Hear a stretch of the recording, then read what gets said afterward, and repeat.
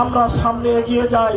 আমরা কোনো ব্যক্তির তন্ত্র এবং মন্ত্র, কোনো গোষ্ঠীর তন্ত্র এবং মন্ত্রকে প্রতিষ্ঠা করার জন্য আমরা আন্দোলন করি না। আমরা আন্দোলন করি আল্লাহর কালামকে, আল্লাহর কিতাবকে ক্ষমতায় বসানোর জন্য, আল্লাহর দ্বীনকে বিজয়ী করার জন্য। আমরা কোনো আমাদের দলের নিজস্ব কথাকে প্রতিষ্ঠা করার জন্য আন্দোলন করি না।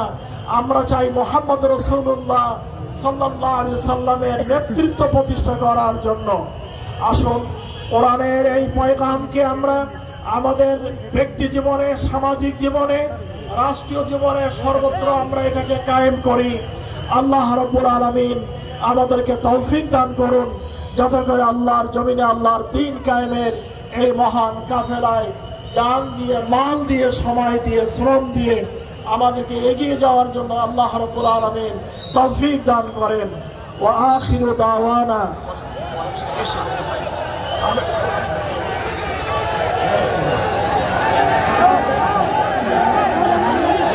আমি জামায়াত আমাদের মাঝখানে হাজির হয়েছেন, স্লোগান দিচ্ছেন।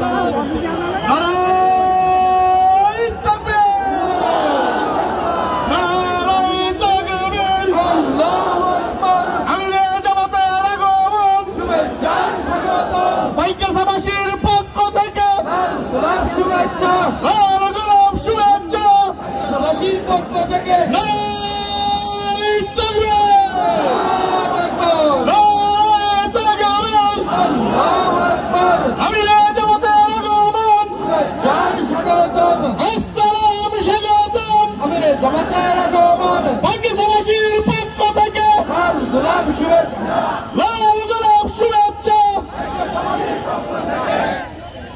আমি জনসভার ভাইদেরকে বিনীত অনুরোধ রাখছি, আপনারা বসেন,